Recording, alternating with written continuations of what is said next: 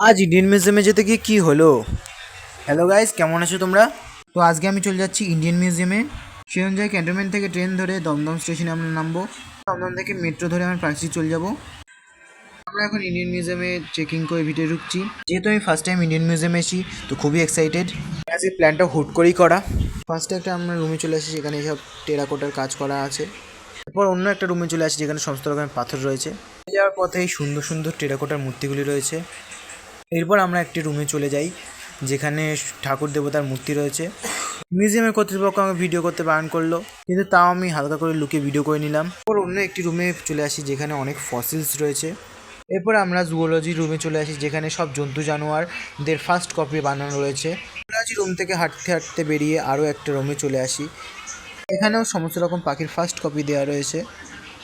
তো ঘোরা শেষ করে আমরা এখন বাড়ির দিকে বেরিয়ে যাচ্ছি। তো আজকের ব্লগ এতটুকুই। তোমরা ভিডিওটিকে লাইক করো, চ্যানেলটিকে সাবস্ক্রাইব করো। বাই।